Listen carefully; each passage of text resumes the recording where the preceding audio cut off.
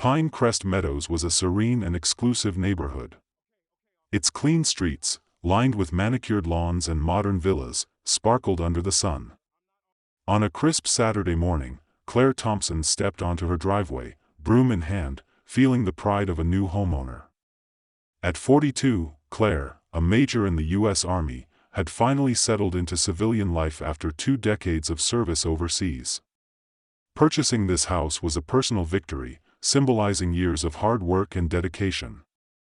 Dressed casually in a blue t-shirt and sweats, her curly hair tied back, she was determined to make her new home shine. The hum of a car engine broke the silence. Claire glanced up to see a black and white police cruiser slowing down near her driveway. She paused, her grip on the broom tightening slightly as she noticed the 3 officers inside. Officer Ryan Miller, the driver, narrowed his eyes behind his sunglasses. A tall, broad-shouldered man with a sharp jawline, Miller radiated authority, but his expression carried a hint of suspicion. "Take a look at this," he muttered to his partner, Officer David Brooks.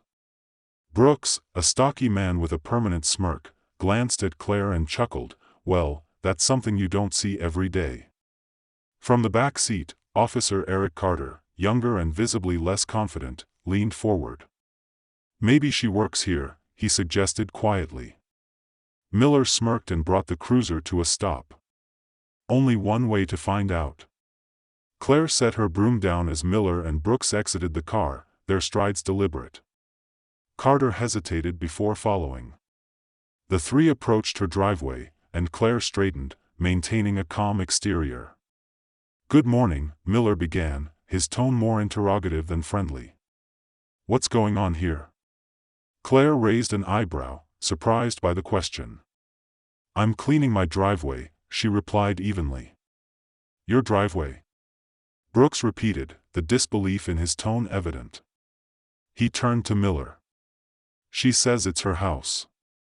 Miller crossed his arms, his sunglasses reflecting the bright sunlight. "Mind showing us some ID? Just to clear things up." Claire's expression hardened. "I don't need to show you anything," she said firmly. "This is my property, and I've done nothing wrong." Brooks's smirk faded as he took a step closer. "Look, we've had reports of suspicious activity in the area. How do we know you didn't just wander in here?" "That's ridiculous," Claire shot back. "I moved in 3 days ago. Nobody has reported anything to me." Carter shifted uncomfortably, glancing between his colleagues. "Maybe we should just move on," he suggested, his voice low, but Miller ignored him, his voice taking on a sharper edge. "If this is really your house, you won't mind if we take a quick look inside." Claire folded her arms, her frustration bubbling beneath her calm demeanor. "Unless you have a warrant, you're not stepping inside." Miller's demeanor darkened. "You sure about that?" he said, stepping closer. "We just want to confirm everything. No need to make this difficult." Claire stood her ground. "I know my rights, officer, and unless you have legitimate cause, I suggest you leave." The tension was palpable. Miller glanced at Brooks and jerked his head toward the house. "Go check it out." Brooks hesitated but nodded, motioning for Carter to follow. Claire's heart pounded as they headed for her front door. She forced herself to remain composed, her eyes fixed on Miller. "This isn't over," she said calmly, though anger simmered beneath her steady gaze. Miller smirked, but something in her tone made him hesitate as his colleagues disappeared into the house. Claire's mind raced. She knew this wasn't just about her, it was about standing up to abuse of power, and she wasn't about to back down. Inside the house, officers David Brooks and Eric Carter moved cautiously, their boots echoing on the polished hardwood floors. The house was tastefully decorated, though boxes remained unpacked. A formal air lingered in the space, a testament to its owner's structured lifestyle.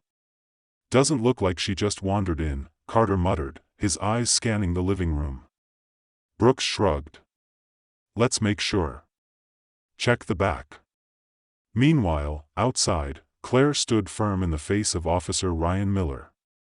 The senior officer's intimidating posture didn't rattle her. Years of leading soldiers under fire had taught her to face aggression without flinching. "You think I don't belong here," Claire said, her voice steady. "That much is clear." Miller chuckled dryly. "You're reading too much into this. We're just doing our jobs." Claire's eyes narrowed. "Your job doesn't involve harassing people in their own homes." Miller stepped closer, his hand resting on the holster at his hip. "Watch your tone, lady. Cooperation goes a long way." Claire's calm exterior began to crack. "And so does respect," she snapped. "You don't have the right to treat me this way." Before Miller could respond, the radio clip to his shoulder crackled. Miller, we've got something here," Brooks's voice came through. Miller grabbed his radio. "What is it?" Inside, Brooks stood frozen in front of a large wall adorned with military plaques, framed certificates, and photographs. One image showed Claire in her army dress uniform, standing next to the city's mayor and police chief at an official ceremony. Brooks's face paled as he realized the gravity of their mistake. "She's military," Brooks stammered. "A major in the army. And she's connected. Real connected." Carter, who had been flipping through mail on a side table, froze. "Oh no," he murmured. "We're in serious trouble." Brooks nodded, his voice shaking slightly as he spoke into the radio. "We need to pull back. Now." Outside, Claire watched Miller's expression shift as he processed Brooks's message. For a moment, his confident smirk faltered, replaced by a flicker of doubt. "What's the matter, officer?" Claire asked, her voice cold. "You look surprised." Miller ignored her, speaking into his radio. "Get out here. Now." Moments later, Brooks and Carter emerged from the house, their faces pale. Brooks avoided Claire's gaze, while Carter looked as though he might apologize on the spot. Miller," Brooks began, his voice low, "we should leave." Miller glared at him. "Why?" Brooks leaned in, whispering urgently, "She's Major Claire Thompson. Army. And she's got ties to the mayor and the chief." Miller's jaw tightened, but he didn't lower his guard. "So what?" "That doesn't mean, it means," Claire interrupted, her tone icy, "you've made a terrible mistake." Miller turned to face her, his anger boiling over. "You think you're untouchable because of your rank?" "No," Claire replied, her voice steady, "but I know my rights, and you violated them." Brooks and Carter exchanged uneasy glances, their discomfort growing. "Look, let's just go," Carter mumbled, but Miller wasn't ready to back down. Frustrated, he drew his gun, aiming it squarely at Claire. "Sit down. Now." Claire froze, her heart pounding, but her years of military training kept her calm. She raised her hands slowly. "Pulling a gun on an unarmed homeowner? That's brave," she said, her voice dripping with sarcasm. Carter stepped forward. "Miller, put it down," he urged, panic creeping into his tone. "This is going too far." "She's not in charge here," Miller snapped, his grip tightening on the weapon. "No, but I am," Claire replied coolly, her eyes locking onto his, "and you've already lost." Miller hesitated, his resolve faltering under her gaze. Before he could respond, Brooks reached out and placed a hand on his arm. "Miller, enough. We need to leave. Now." Reluctantly, Miller lowered his weapon, though the anger in his eyes remained. Claire exhaled slowly, her pulse racing. She pointed toward the cruiser. "Get off my property." Without another word, the three officers retreated to their vehicle. Claire stood motionless until the car disappeared down the street.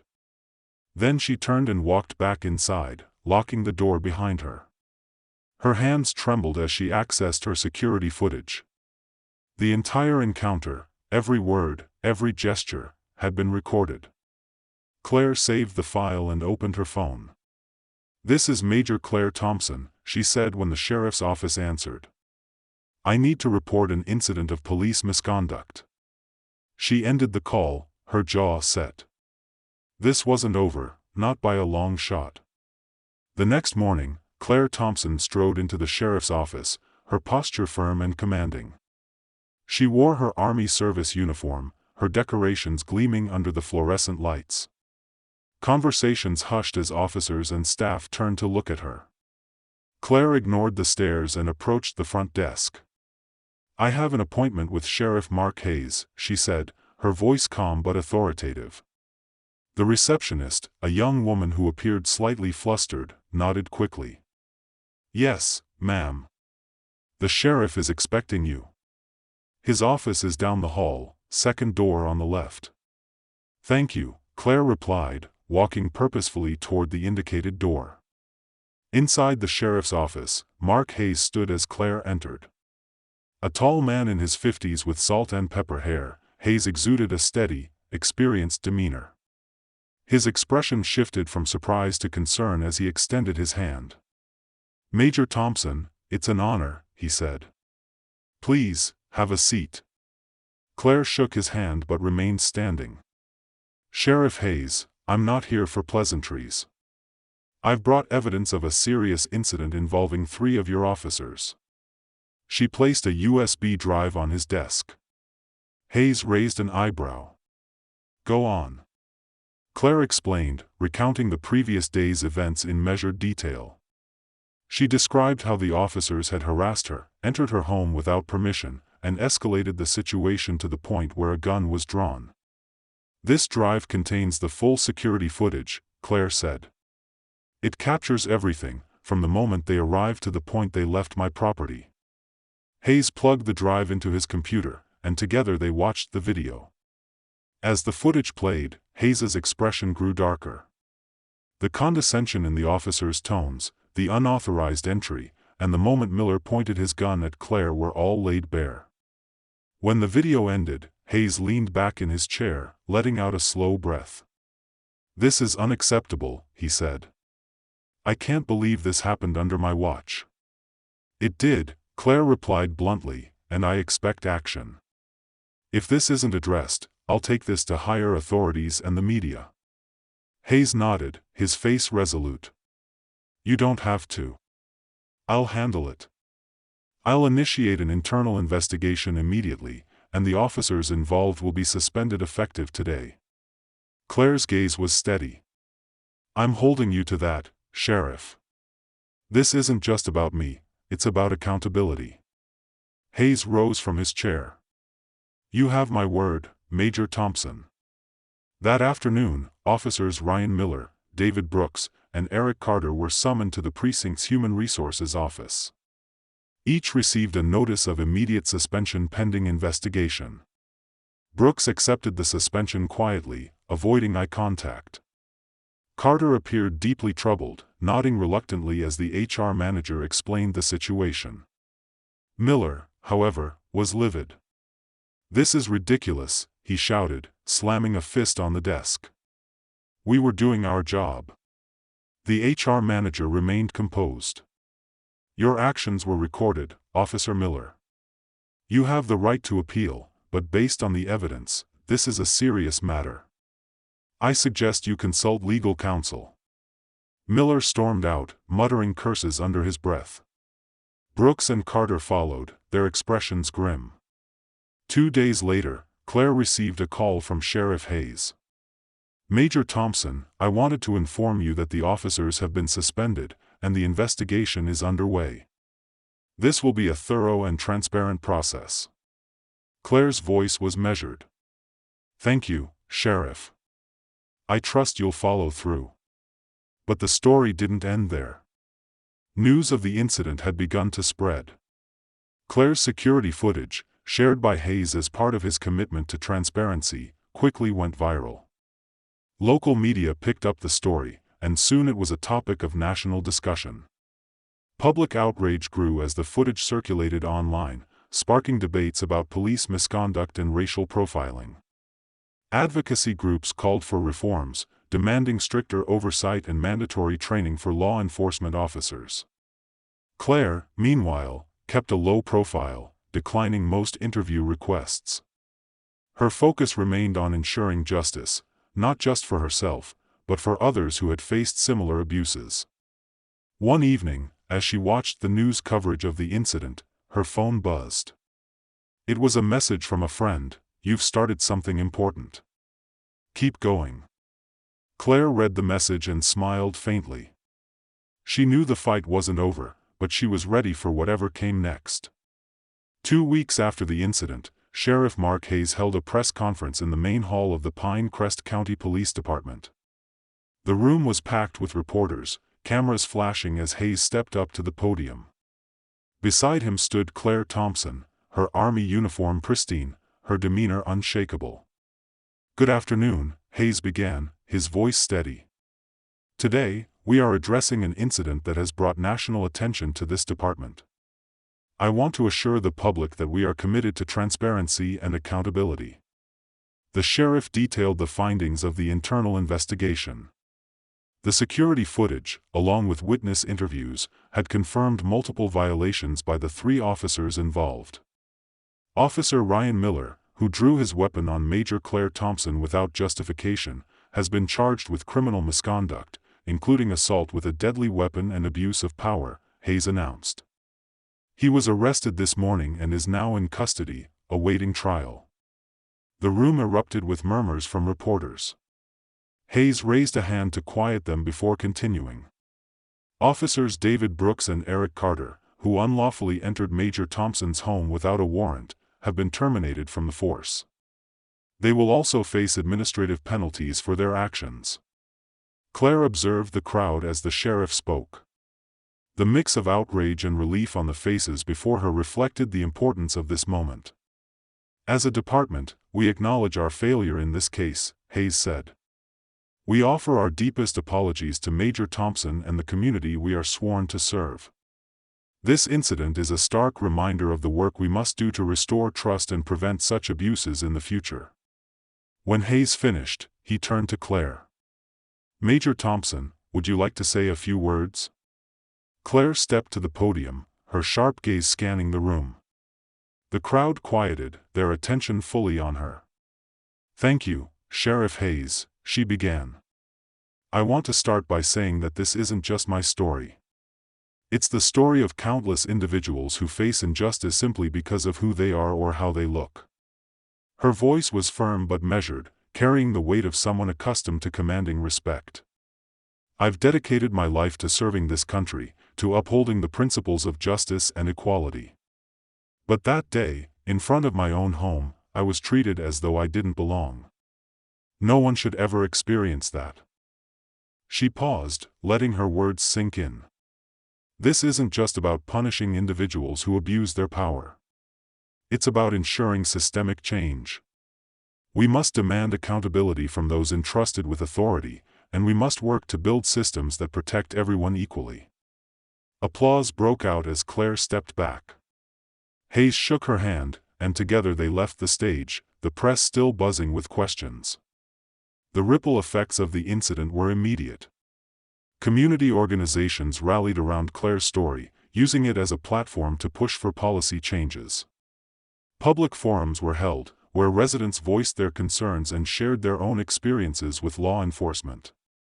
Under growing pressure, Hayes announced a series of reforms within the department: mandatory anti-bias training and de-escalation techniques for all officers, body cameras as standard issue with strict penalties for tampering, and a civilian review board to oversee complaints and investigations involving police misconduct. These measures were met with cautious optimism. While some hailed them as a step forward, others remained skeptical, demanding sustained efforts to address deeper issues. For Claire, life had taken on a new rhythm. Though she remained deeply private, her story had made her a public figure. Advocacy groups and community leaders invited her to speak at events, and her name became synonymous with the fight for justice and reform. One evening, as she sat reviewing her notes for an upcoming town hall meeting, her phone rang. It was Sheriff Hayes. "Major Thompson," he said, I just wanted to thank you again for your courage.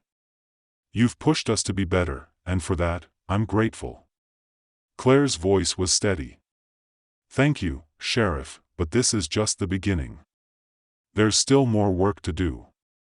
Hanging up, Claire leaned back in her chair, her mind already on the future. The fight for change was far from over, but she was ready to see it through. 2 months later, the courtroom was packed. The trial of Ryan Miller had drawn significant attention, both locally and nationally. Claire Thompson sat calmly in the witness stand, her army uniform crisp, her demeanor unshakable. Her testimony was clear and precise, detailing the events of that morning with the same discipline she had applied throughout her career. The prosecution presented the security footage as evidence. The video played on a large screen, showing Miller drawing his gun on Claire and the other officers unlawfully entering her home. Gasps rippled through the courtroom as the footage concluded, leaving no doubt about the officers' actions. Miller's defense attorney argued that his actions were a response to a high-pressure situation, but the judge was unmoved. The evidence painted a clear picture of abusive power rooted in prejudice rather than any legitimate threat. After days of deliberation, the jury returned with their verdict: guilty. Miller was sentenced to 4 years in prison for assault with a deadly weapon and criminal misconduct. As he was led away, his expression was a mix of anger and resignation. For Claire, the moment was bittersweet. Justice had been served, but the larger battle for systemic change was far from over. In the months following the trial, the Pinecrest County Police Department implemented the promised reforms. Officers attended mandatory training sessions on bias, de-escalation, and community engagement. Body cameras became standard issue, with strict protocols to ensure transparency. The newly formed Civilian Oversight Board quickly became a critical part of the department's accountability process. For the first time, residents felt they had a voice in how law enforcement operated in their community. Though these changes were significant, Claire knew they were only the beginning. One evening, Claire appeared on a national talk show to discuss her experience. The host, a seasoned journalist named Laura Daniels, leaned forward, her expression serious. "Major Thompson," Laura began, "looking back at everything that's happened, from the day of the incident to the reforms that followed, do you feel justice was truly served?" Claire considered the question, her hands clasped on her lap.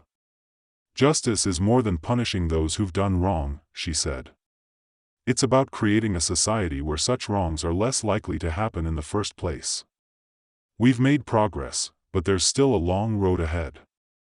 Laura nodded. "Do you think your case has brought lasting change?" "It's brought awareness," Claire replied, "and awareness is the first step. But lasting change requires action, accountability, and persistence. It's not something that happens overnight." The audience erupted in applause, but Claire's expression remained resolute. In Pinecrest Meadows, life gradually returned to normal. Claire became a quiet but active presence in the community, participating in neighborhood events and speaking at schools about leadership, integrity, and resilience. Her story inspired many, not just because of what she endured, but because of how she turned her ordeal into a call for change. One Sunday afternoon, Claire sat on her front porch, sipping a cup of tea. A young woman from the neighborhood approached, carrying a notebook. "Major Thompson?" the woman asked nervously. Claire smiled. "Just Claire is fine. How can I help you?" "I'm studying criminal justice," the woman said. "Your story, it's why I chose this path. I want to help make things better." Claire's smile widened. "That's a noble goal. Remember, real change takes courage and commitment. Stay true to that, and you'll make a difference." The woman nodded, her determination clear as she walked away. Claire leaned back in her chair, a sense of quiet satisfaction washing over her. The fight for justice wasn't a sprint, it was a marathon. But in moments like these, she felt confident that the future was in good hands. The incident and its aftermath became a case study in police reform, taught in law schools and training academies across the country. Claire's courage in standing up for her rights became a symbol of resilience and a reminder that one voice can spark a movement. Claire continued her advocacy but also found peace in the life she had built. Her villa in Pine Crest Meadows became a place of solace, a space where she could reflect on the journey behind her and the road ahead. Because in Claire Thompson's world, the fight for justice never truly ended, it evolved, one step at a time.